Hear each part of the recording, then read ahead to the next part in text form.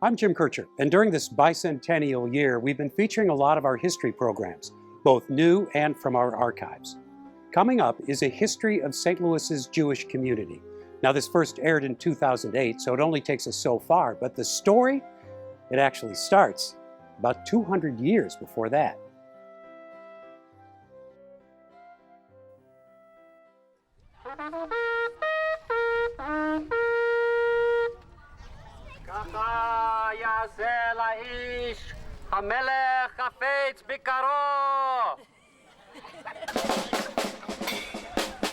It is Purim, one of the most colorful and certainly the noisiest of all Jewish holidays. It may not be typical, but then it is impossible to say what is typically Jewish. The community is, in many ways, as varied as the costumes in this parade, or in any of the Purim celebrations that have been taking place in St. Louis longer than anyone can remember. Jews have been a part of St. Louis for more than 200 years. They came as individuals and families, in trickles and in waves. The city would play an important role in defining their lives, and their lives would play an important role in defining the city. Their Jewish history is American history, and St. Louis history.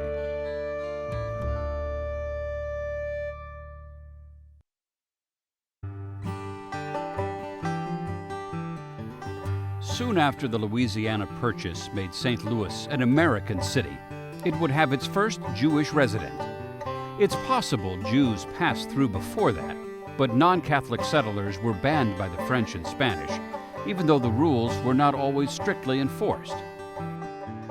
But in the United States, there was no state religion, no such rules.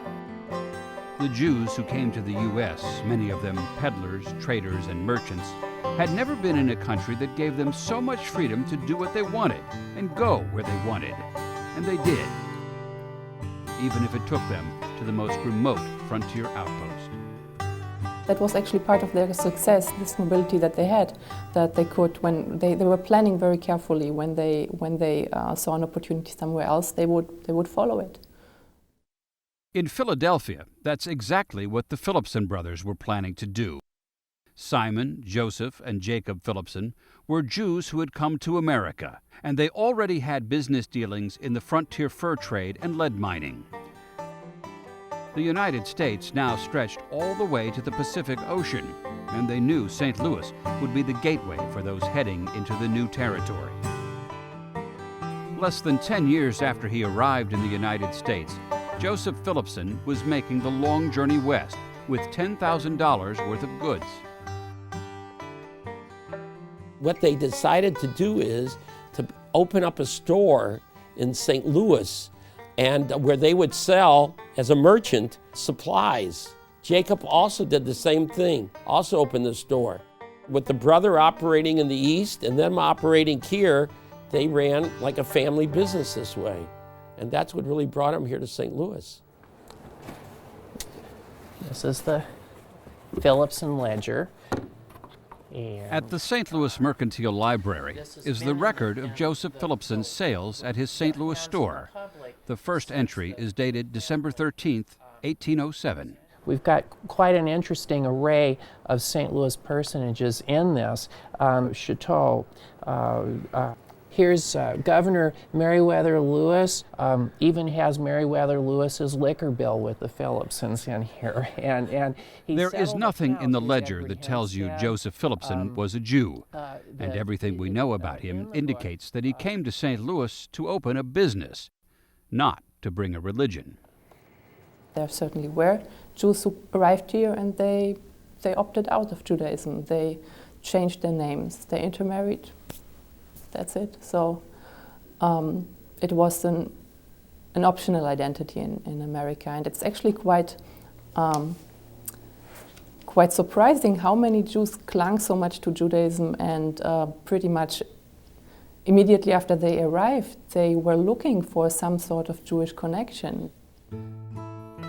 One frontier Jewish merchant who did make those connections, did maintain his Jewish identity, was Joseph Philipson's brother Jacob.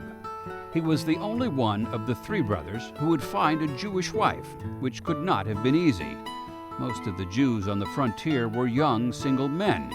And a few years after arriving in St. Louis, Jacob moved downriver to open a store in St. Genevieve. We've got great archival records that show different accounts with people here in St. Genevieve. He became involved in the community and was a fire warden here in St. Genevieve at a time. He kind of disappears for a short time, around 1815 or 16. He sells his house here, and we don't see any evidence of him for a couple years. Although historians don't all agree, it is possible Jacob went east to Cincinnati, which was home to a branch of the Bloch family, probably the largest Jewish family in the West. The next thing we know, Jacob is back in St. Genevieve with a new wife, Elizabeth Bloch. And in 1818, in April, buys this property that we're on today, and he starts construction of this very elegant federal-style stone structure. And by all measures, this would have been the most elegant house probably in town at the time. It is an American house, quite different in style from the homes the French had built. In St. Genevieve, Cape Girardeau, in St. Louis, and in other frontier river towns, Jewish merchants were among the settlers who were transforming the Louisiana Territory into a piece of America, building American communities. Creating Jewish communities within them would take much longer.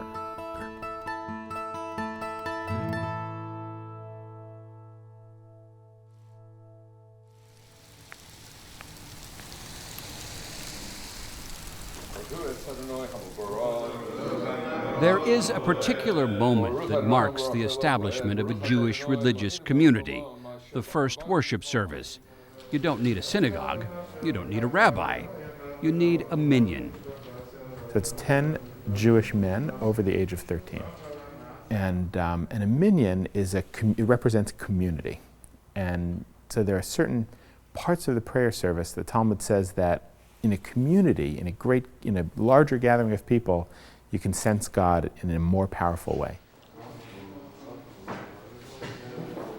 There is a minyan at Beis Abraham, an Orthodox synagogue in University City, and at other congregations throughout the week. But the very first in St. Louis was significant, not just because it was the first, but because it took so long to happen. In St. Louis, the first known Jew came in 1807, and there was no service here for 30 years. Historians have been frustrated at setting an exact year, 1836, 37, or 38. There are no written records, just an account written nearly 50 years later, and there are inconsistencies. But it does say the first worship service took place on Rosh Hashanah, the Jewish New Year, in a room at a grocery store at 2nd and Spruce, now the south end of the Arch Grounds. This was the beginning of what would become the United Hebrew Congregation. But formally organizing as a congregation was not their first priority. A cemetery was often the first Jewish institution in a town or a city. You had more deaths than, let's say, circumcisions, because there were not that many women there in the beginning, not that many families. The first cemetery was located on what was then the outskirts of the city. After the Civil War, city growth prompted United Hebrew to buy land much further west in what would later become University City.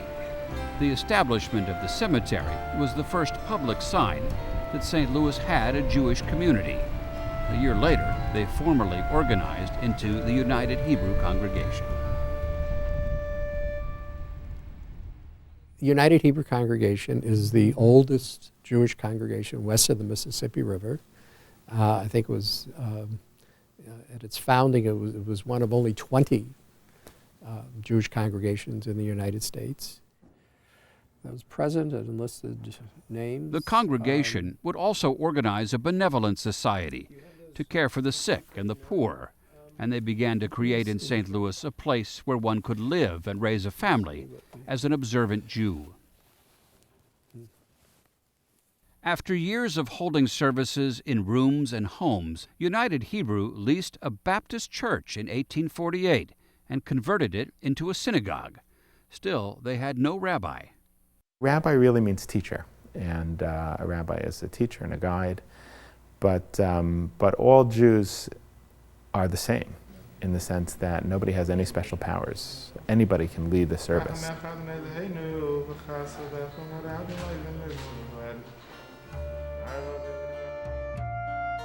St. Louis's first rabbi was Bernard Illoway, who came in 1854, more than 15 years after that first worship service. It was an important decision for United Hebrew to bring in a full-time rabbi, in part because it was no longer the only congregation in town. The year Illoway became the first rabbi, a new congregation, B'nai El, was building a synagogue, and not because United Hebrew was overcrowded. There's this joke that what does a Jew do when he gets to a lonely island? He builds two synagogues, one to pray in and the other one where he will never set foot in. There's a Yiddish phrase that's called an afsalachas shul, which, like if there are three synagogues or three shuls in an intersection, just afsalachas, just to do it or just out of spite, somebody will put up a fourth one. Whether in Europe or in America, dissent was a very Jewish thing that can be very fruitful. It can be destructive at times, but it can also bring forth good things.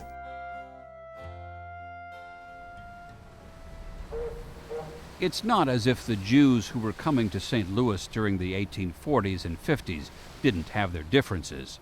Most of the newcomers, like a lot of the immigrants, were German speakers, but they came from different regions of Europe, and what they found at United Hebrew was not always to their liking. St. Louis soon had what people called the Polish, German, and Bohemian congregations, differing in how they conducted worship and what prayers they used, but there was more to it than that. Sometimes you had cultural differences or even personal differences that led to the formation of new congregations and synagogues, which they could do in America. In Europe it was a little different. All the early synagogues practiced by today's definition Orthodox Judaism, but the establishment of B'nai El was the start of a movement to something less rigid. They weren't calling it Reform yet, but that's where they were heading. The Jews of the United States, in wanting to Americanize and be in the American mainstream, appreciated the importance of an American expression of Judaism as opposed to a European expression of Judaism, and they sought the new. One of those modern Americans was Isidore Bush, a native of Prague, who came to St. Louis in 1849. He began to build a successful wine business and later invested in real estate and railroads. He was a prominent businessman, an active civic leader, and a proud practicing Jew, and the Jewish community's first historian. Future researchers would have Isidore Bush to thank for those 1883 articles about the first Minyan and early settlers. Bush's history, however, makes no mention of Joseph Phillipson's arrival in 1807. It's possible he didn't know of the Phillipsons. More likely, he knew enough to leave them out. In Isidore Bush's history, he says there were those who disavowed or concealed their being Jewish or of Jewish descent. These, he said, he would not count among St. Louis's Jews. Who is a Jew remains a tantalizing question. So there's no one way, as there never has been one way of defining who is a Jew. That's certainly true today, and maybe more so than ever. You shall not oppress your neighbors nor rob them. There is much about the United Hebrew Sabbath services that would surprise the founders of that frontier congregation. Not just the size of the building and the number of worshipers, but the service itself. Men and women are sitting together, and there's a woman rabbi. This is American Reform Judaism. United Hebrew and the other early congregations moved gradually into the Reform movement of the 19th century. But for some liberal-thinking German Jews, they weren't moving fast enough. And so, in 1867, a group broke away from B'nai El and formed Congregation Sheremeth. They built this impressive synagogue at 17th and Pine. From day one, this was a Reform congregation, men and women sitting together, no head coverings, and shorter services with sermons. They installed an organ and brought in a choir. And tried to bring worship into line with what they felt was modern aesthetic sensibilities, which to them meant similar to the Protestant church. At the synagogue dedication, a guest speaker from New York was Rabbi Zalman Sonnenschein. He was so impressive, they hired him. In some ways, they got more than they bargained for. He could be inspiring, but also arrogant and abrasive. And he didn't just move away from the old Jewish traditions. He threw them out and wouldn't let them back in. He said, we have to be like our fellow Americans, celebrating with them their holidays as well as our own. And he even advocated for a while that Jews should have Christmas trees, not as a religious symbol, but as a symbol of being Americans and part of the times. And they often saw themselves as saving, especially in America, as saving Judaism from many of its members defecting to Christianity. They thought that if they changed Judaism and adapted it to the modern world, then less Jews would abandon Judaism or convert. The new rabbi's wife, Rosa Sonnenschein, was also outspoken and independent. She was a feminist and became editor of the American Jewess Literary Journal. She often publicly disagreed with her husband, and their modern, flamboyant ways provided much gossip, as did their eventual divorce. Rabbi Sonnenschein, who often spoke to Christian groups, was a prominent public figure, and when he battled with the Sheremeth board in the 1890s, it was covered in the Post-Dispatch. The paper said there was a new Orthodox faction on the board, unhappy with the rabbi's radical ways, and they heard that Sonnenschein had applied for a job in New York. The opening was for a minister at a Unitarian church. The board confronts him, and the board is divided, and he denies it. But he's so angry that he takes half the board, and they leave and form Temple Israel. And he doesn't last long at Temple Israel, too. In a few years, he's gone. From there, he had a fight with the board and went back to the New York area. Incidentally, historians have found that it was true that he had looked at a Unitarian pulpit in New York. In the early 20th century, B'nai Emunah congregation would offer Jews a middle ground between the Old World Orthodox and New World Reform. In 1917, the Orthodox Synagogue became St. Louis's first conservative congregation. But since the late 19th century, the majority of practicing Jews have belonged to Reform synagogues. United Hebrew moved into its new synagogue at 21st and Olive in 1880. Once Orthodox, St. Louis's first congregation had by now embraced the new American way of doing things. History there. And here's a listing of the membership in 1880. And it said Rabbi and Minister, which is interesting language, Rabbi and Minister, Reverend Henry J. Messing, and he was referred to as Reverend, but he was a rabbi. Rabbi Howard Kaplansky today would never go by Reverend, and the 19th century Reform rabbis would have never worn a yarmulke or a prayer shawl. There has been a return in many Reform congregations to some of the old traditions, but in other ways, United Hebrew remains true to its 19th century Reform roots. After this worship service, members remain to listen to a panel made up of a Jew, a Christian, and a Muslim. Reform Jewish leaders in 19th century St. Louis were often at the forefront of social change, community activism. But political organization, that was something they generally left to others. For Jews, local politics was not the main venue for, asserting themselves or, rising like it was for the Irish with local political machines, especially in the Democratic Party. And many Jewish leaders throughout the 19th century, even early 20th century, were very careful to say, look, there is no Jewish vote, we vote as Americans. There have, of course, been Jewish politicians. Lawrence Roos served for years as St. Louis County Supervisor. and Ken Rothman and Harriet Woods were elected lieutenant governor. But in all of St. Louis and Missouri history, voters have sent only one Jew to Washington. His name was Nathan Frank.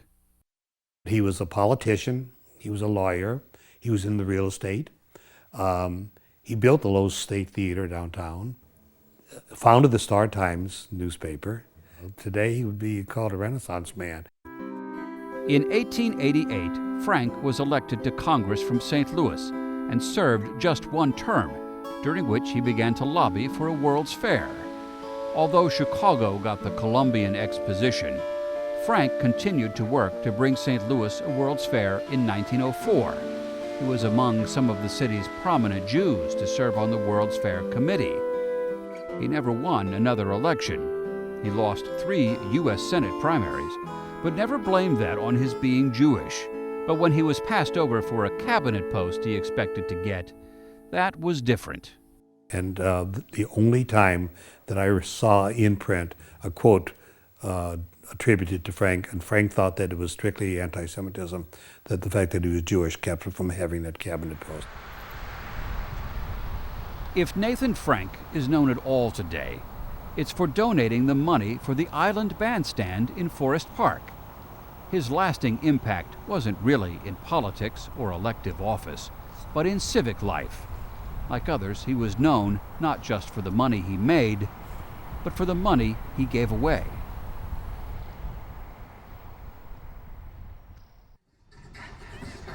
In the 20th century, many Jewish family names had become familiar as names of places: Tillis, Greensfelder, Allo, Edison, Steinberg. The skating rink in Forest Park opened in 1957, a gift to the city from Etta Steinberg as a memorial to her late husband, Mark C. Steinberg, an investment broker. This sort of thing had been going on since the 19th century, when Jewish St. Louisans first began to succeed in their new home. Philanthropy and sponsorship of the arts was a big part of how Jews, no, I won't use the word assimilated, but of how they showed their patriotism and also their gratitude to America. Aaron Fuller was one of those Jewish American success stories. He was one of the founding partners of the Stix Baron Fuller Company and the Grand Leader department store.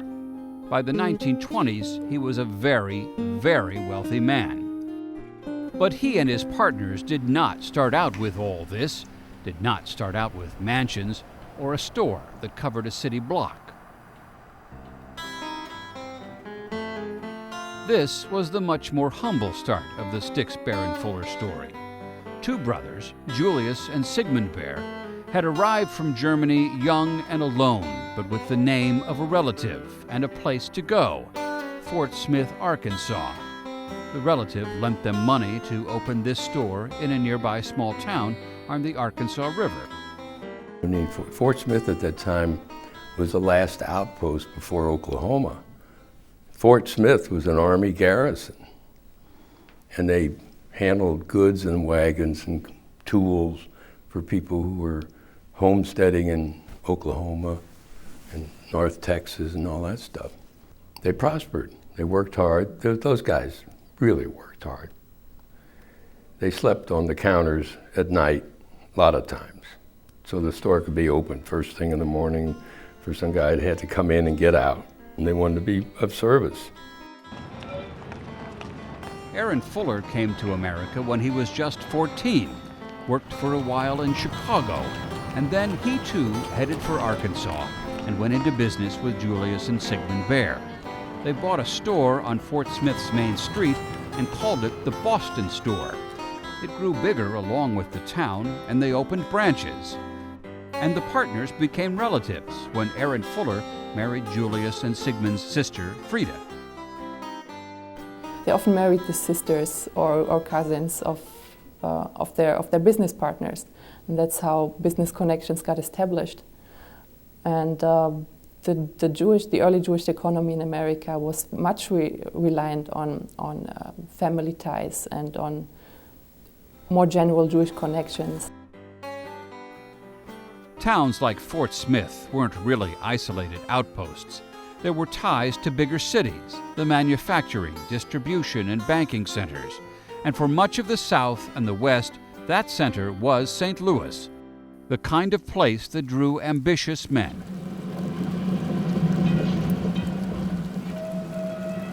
This, the late 1800s and early 1900s, was the age of the hustling and bustling downtown. Streetcars, elevators, electricity made this the center of everything: business, entertainment, and shopping. And this was the age of the giant department store, everything under one roof. The Bears and Aaron Fuller opened, with their new partner Charles Stix, the Grand Leader department store, which kept moving to bigger and bigger buildings. I mean, they grew fast. They really did. And their main competition was the Bar Company, Famous Bar. The story of Famous Bar and the May Company also began far from St. Louis. High up in the Rocky Mountains was the silver mining boomtown of Leadville, Colorado. David May, who came from Germany as a child, arrived in Leadville in 1877 and opened a store with Moses Schoenberg and married his sister. Even here, there was a Jewish community and a synagogue. They went to Denver to open their first department store, and then went to St. Louis, where they bought two businesses, combining the Famous store and Bar's Dry Goods into one. St. Louis would become headquarters of the May Company. They were at the right place at the right time. And department stores was also something that was built up by Jews in Europe to a great degree. So again, we have this parallel of Jewish economic patterns in Europe and in America. Only in America they were much freer to develop and to show initiative and be rewarded for it. In the 20th century, more businesses founded by Jewish families would come to St. Louis because it was a national center of the garment industry and shoe manufacturing. The five Edison brothers, who had a shoe store in Atlanta, came to St. Louis in the 1920s and built a company that would become one of the country's largest retailers of women's shoes. But they too were sons of a Jewish immigrant who had started out as a peddler. When the men of that generation, like Aaron Fuller, passed away, they were not just giants in the business world, but in civic life, charitable work, and in the Jewish community. Their deaths made headlines in the city papers, the German papers, and the Jewish papers. Their children and grandchildren often continued their work in the community, and even after their names were gone from the stores and businesses, the contributions remained. You know, when you come to the St. Louis Art Museum, or maybe any encyclopedic museum across the country, many people want to find where are the Van Goghs, where are the Monets, where are the Cézannes, where are the Gauguins? And this is the room here where you experience that. And what's remarkable is that largely every picture in this room is from the Steinberg family or from the Schoenberg. The family names are all over the museum, on labels next to pictures which they or their foundations gave to the St. Louis Art Museum. But no one had as great an impact as Morton May, the head of the May Company and grandson of its founder. Morton May, who died in 1983, gave some 5,000 works of art to the museum: oceanic art, Mesoamerican art. And his early appreciation of Max Beckmann became the core of the museum's fine collection of German expressionist paintings. We owe a real sense of gratitude, not only to those families and what they sort of did in the mid 20th century in building these collections, but that they saw that they would come to the St. Louis Art Museum and be the core of this great city's art museum that would bring us international attention.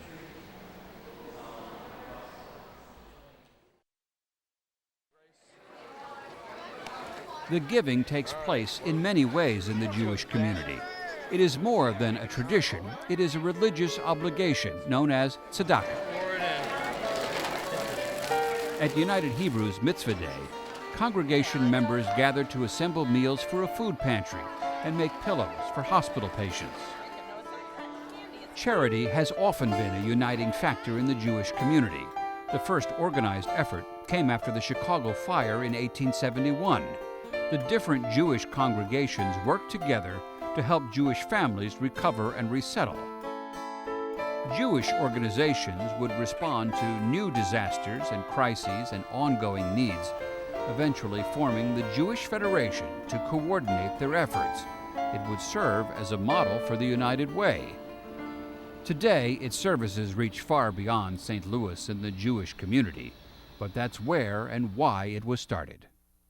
The Federation was created at the time of the mass immigration from Eastern Europe, from Russia, from Poland, from the Ukraine.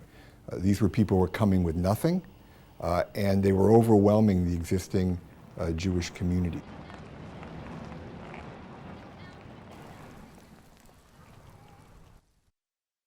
We were so glad to be here, and I reminded my dad all the time, I says, if you never do another thing for the family, you've done the thing that saved our lives. I says, and he gave us the opportunity and to live in freedom and the opportunity to be somebody. They came for the same reasons previous immigrants had come, but their arrival in St. Louis would challenge the Jewish community, not just because there were so many who needed help settling in, but because they were so different. These were Yiddish-speaking Orthodox Jews coming to a place where the established German Jews had worked hard to look, act, and even worship like other Americans. The reaction of the established Jewish community to the newcomers was ambivalent. On the one hand, they felt obliged to help them, often with genuine feelings of sympathy for their oppressed, downtrodden brethren. But on the other hand, they were embarrassed by them and they wanted to Americanize them as quickly as possible so that they would not cause anti-Semitism and endanger the status of the community that was already there. You know, we're a family of 6 children. In 1997, after he had just turned 100 years old, Ben Satz told the story of one family's journey from Russian village to big American city. His father came to St. Louis first, arriving in 1904. He immediately went to work. It was easy to get work. And then he saved up enough money that he could send for his 2 oldest daughters. They worked in the dress factories, you know, right immediately they got work, you know. And we came here in March of 1908. We took a train that brought us to Union Station. And from Union Station, they brought us over in a horse and buggy way, cobblestone streets and what have you. My sisters, when we came into the house, they says, now we have to go and Americanize you and buy different clothes and do this and do that. And we were definitely going to be American citizens, don't you see? And that's the way it was. They wanted very much to Americanize. It was very important to them. They did not see eye to eye with the Central European Jews on how to do that, but for them Americanization became an almost obsession. And definitely clothing on the first day, the hat, the shoes, the pants, a suit, that was definitely a major thing. The Satzes lived just north of downtown, an area that would be known as the Jewish Ghetto, although other immigrant groups lived nearby as well. Ben learned English at school, worked as a newsboy, and learned to play baseball at the nearby park. Then, like many others, he got a job in the garment district and stayed in the business the rest of his life, not as a sewer or a presser as many of the first immigrants did, but as a salesman and later a store manager. The children of many immigrants moved into white-collar jobs, and some would go to college. When you compare it to other immigrant groups, you can see a level of upward mobility which is nearly unprecedented in American history.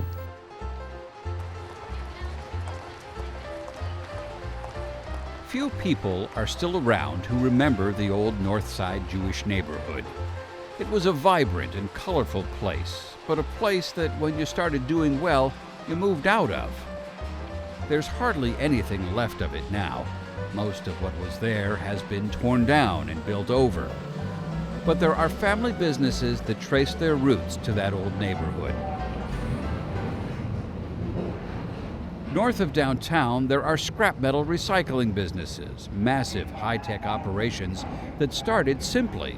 A Russian Jewish immigrant with a horse and wagon traveling through neighborhoods collecting all kinds of metal, paper, and rags. In 1913, immigrant Max Pratzel started a bakery in the old neighborhood, and his grandson is still running the business, turning out bagels, rye bread, and challah. This business survived by following its customers. Actually, the bakery itself has migrated as that Jewish population migrated from downtown into the Wellston area, into the University City area, into Creve Coeur and Chesterfield. You can follow that migration sort of as the bakery itself has moved. St. Louis has always been a city on the move, expanding and changing. In 1876, the original B'nai El synagogue was still standing, but it was now the Good Samaritan Episcopal Church, an African-American congregation. Over and over, Jewish and Christian, black and white congregations would move in and out of each other's buildings. In 1927, United Hebrew Congregation was moving again, and members of the Ladies' Aid acted out the move for the camera, riding over to the brand new synagogue across from Forest Park.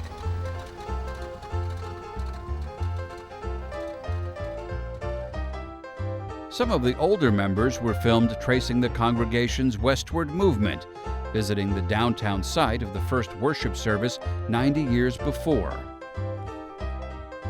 The site of the second synagogue at 21st and Olive, and then to the synagogue at Kings Highway and Enright, which now had a for sale sign. Their new home was on the very western edge of the city, and United Hebrew would stay there for 50 years. The movement of the Jewish population had generally been westward, along the Central Corridor and north to Page. German Jews' neighborhoods were south of Delmar in the West End. East European Jews were, for the most part, north of Delmar. But with each generation, the two groups were blending, and the melting pot was the public schools. It was much more segregated ethnically in those days. Walter Ehrlich, the great and late local historian, talked about how the German Jews and the Russian Jews began to interdate, first at Soldan High School and then later at U City High School.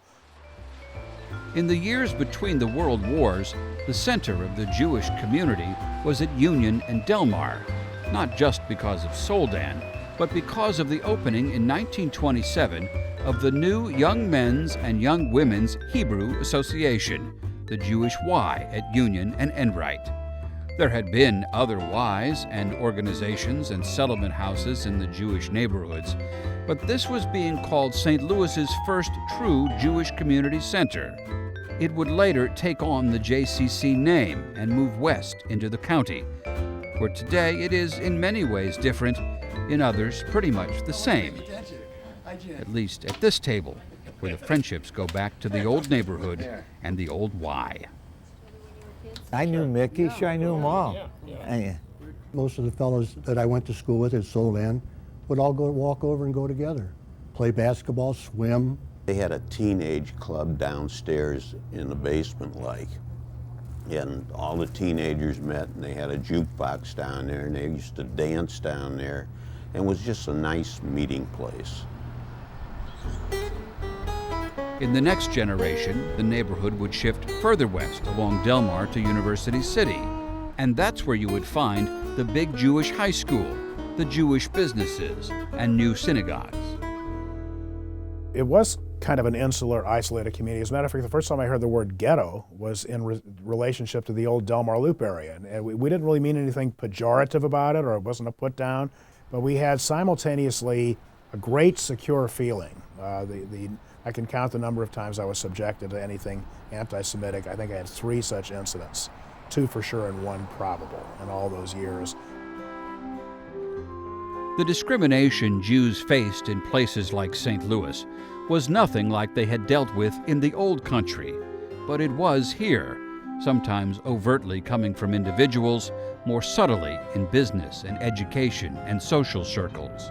There were companies that wouldn't hire them, schools they wouldn't get into, clubs they couldn't join, and streets they couldn't live on, no matter how much money they had.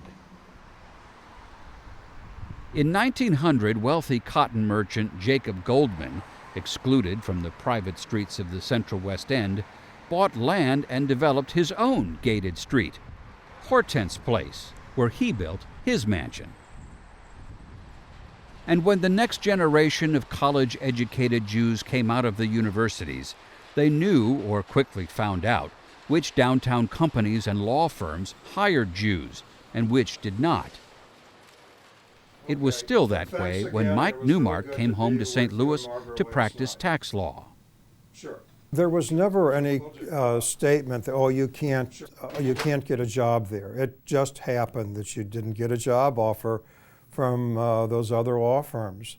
And then, so this would be in the 1960s, early to mid-1960s. It began to break down in the 70s, and I'd say by the middle 1980s, it had fully broken down. Well, when I applied for med school, they interviewed me, and I was told that there were going to be 4 Jewish people accepted. And fortunately, I was one of them. But that was, same thing was happening in medical schools all over the country. They didn't just find those restrictions going into medical school, but coming out as well. It was one of the reasons Jewish hospitals were started in big cities. That there was no good place to train Jewish doctors. St. Louis's first Jewish hospital opened on Del Mar in 1902, primarily to serve indigent Jewish patients. It was funded mostly by contributions from the Reform German Jews, and it did not have a kosher kitchen.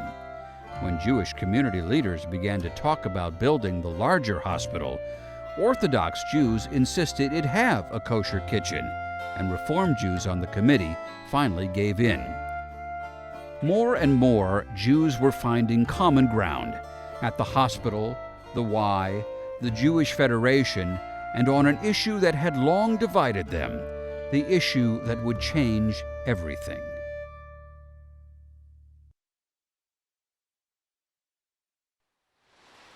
At the 1904 World's Fair, Zionists, those who were campaigning for a Jewish homeland, managed to get their flag publicly displayed for the first time in this part of the world. Not everyone was happy about it, especially in St. Louis's Reform Jewish community. And the Reform movement by the late 19th century, by and large, was anti-Zionist. They said Zion is here. And they said, look, we're Americans of the Mosaic persuasion. We are, Judaism is a religion, nothing more than that. Eastern European Jews, when they came here, they understood their Judaism much more in communal terms, not only as a religion, but as nationhood, as peoplehood. After World War I, Rabbi Samuel Sale of Sheremetz, by then it had moved to Lindell and Vandeventer, shocked many in his Reform congregation when he publicly switched his stand and came out in support of a Jewish state. At United Hebrew, Rabbi Samuel Thurman was a longtime supporter of Zionism, and these were more than just individual opinions. These rabbis were men who spoke with great authority and had tremendous respect and influence. And Rabbi Thurman's generation was a generation of giants. I think the role of the rabbi in relationship to his congregation and in relationship to his community and the community at large, I think was very different. At Temple Israel, the rabbi was Ferdinand Isserman. In the early 1930s, just after the Nazis took power, he traveled to Germany and he returned, warning in speeches and writings of what would happen if Hitler wasn't stopped. The world was changing, and would change for many what it meant to be a Jew. One member of Temple Israel at the time was a young engineer, Isidore Millstone. In 2008, I.E. Millstone turned 101 years old and was still coming into work at the construction company he started. He was well known as a businessman, philanthropist, and a man who had helped build Israel, not politically, but physically. But as a young man, I wasn't really too much interested. My father-in-law, Louis Golan, was a Zionist, and there weren't very many of them in St. Louis, very frankly. Isidore, he would say, someday there's going to be a state of Israel, a Jewish state, and it'll have to be in Palestine. although a Jewish homeland had been promised since World War I, it was the Second World War, Nazi atrocities, the Holocaust, that for many settled the issue. Support poured in to help the survivors and refugees and for a new Jewish state in the Middle East.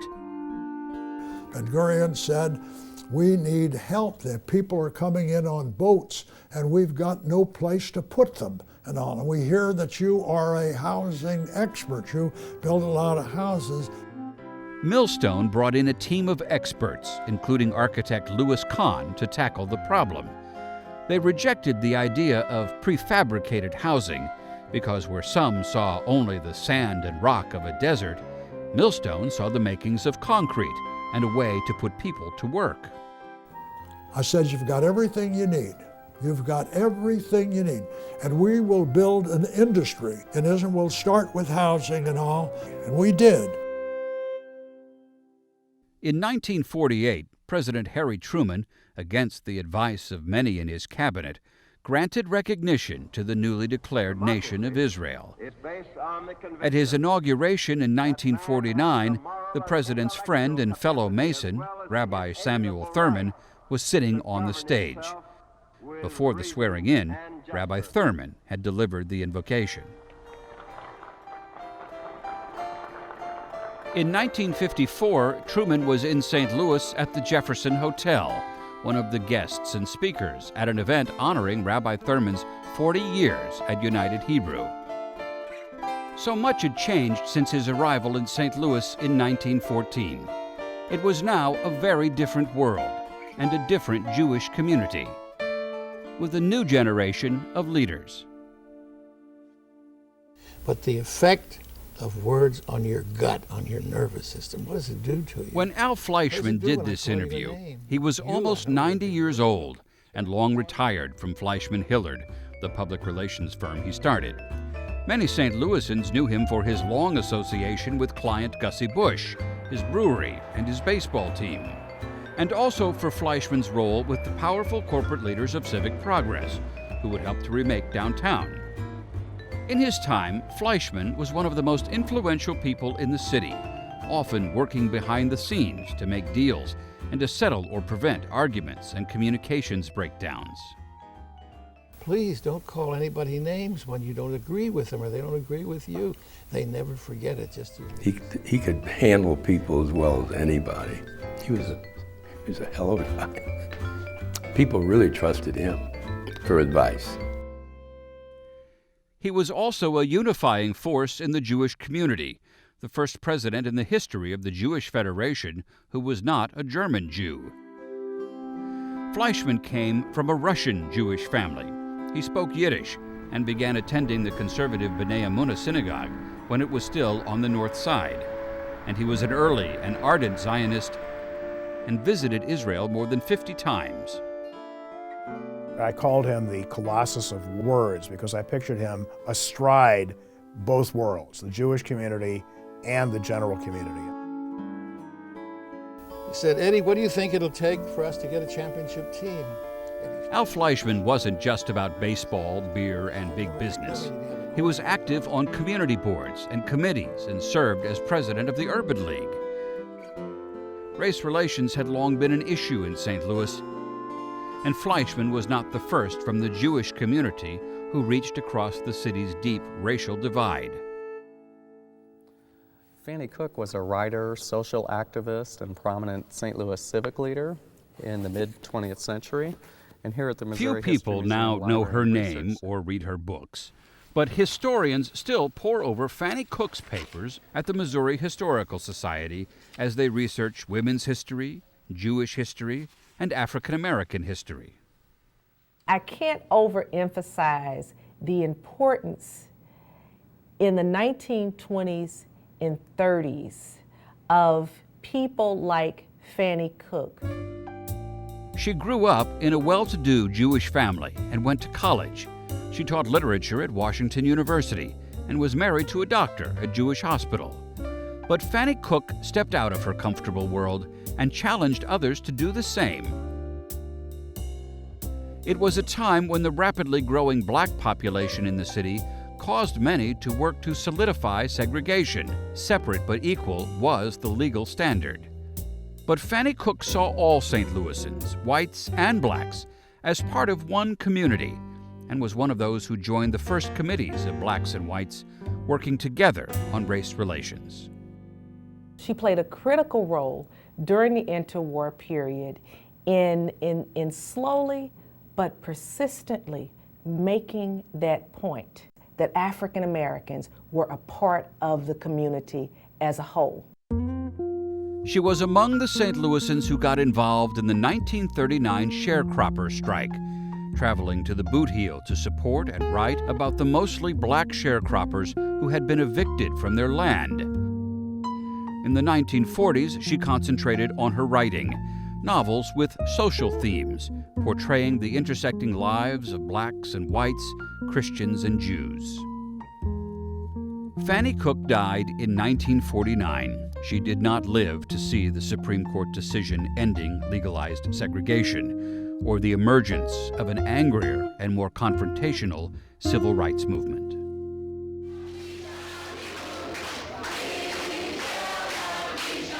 There was support for the civil rights movement in the Jewish community from individuals and the clergy. Rabbis marched in support of those arrested after the Jefferson Bank demonstration. They marched with Dr. Martin Luther King Jr. and invited him to speak in St. Louis. But this was a turbulent, divisive era in America. In neighborhoods and families, churches, and synagogues like University City's Sher Emeth.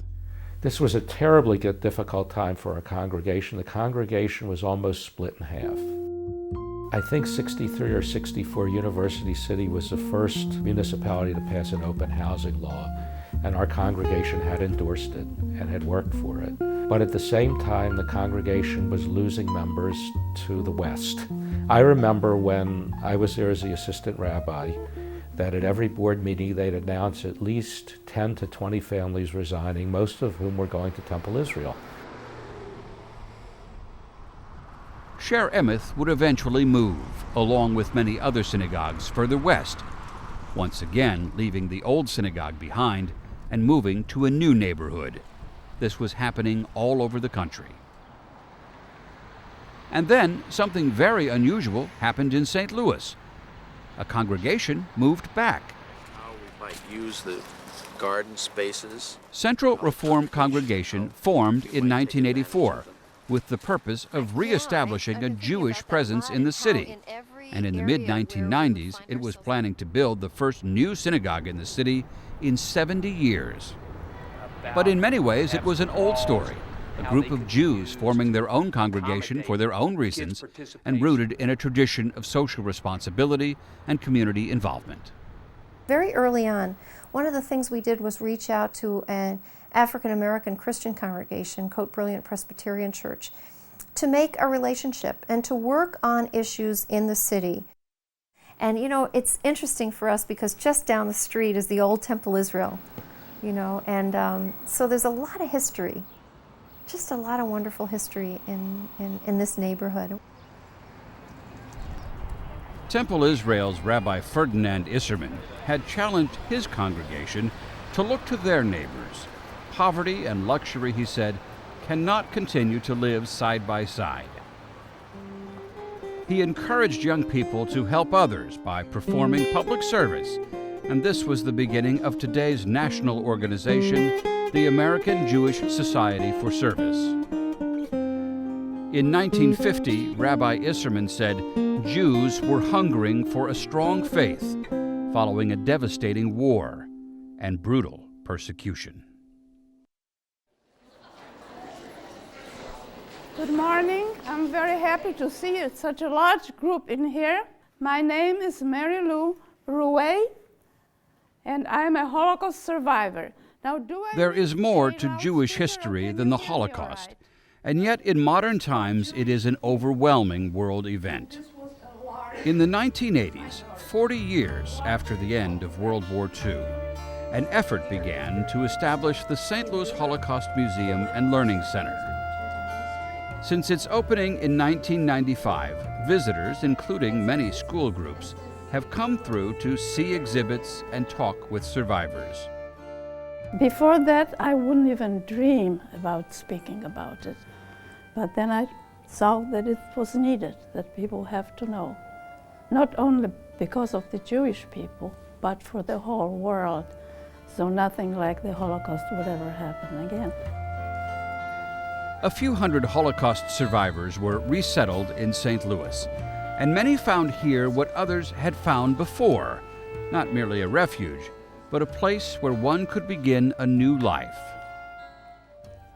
And we started working right away, and it was great. Nobody ever said anything unpleasant to us. Become Americans, that's what we wanted. The great story of Jewish life in America is that we have succeeded in becoming full parts of this nation. But it is meant that now Jews are free to be whoever they want to be, to live wherever they want, to practice in whatever way they want to do. We believe that there's something compelling, exciting, fulfilling, nurturing in Jewish life and in Jewish tradition and being part of that incredible history. For more than 200 years, Jews have been coming to St. Louis and being a part of St. Louis. It is a community diverse in observance and ideas and backgrounds. But they have a shared history, and all of St. Louis shares it with them.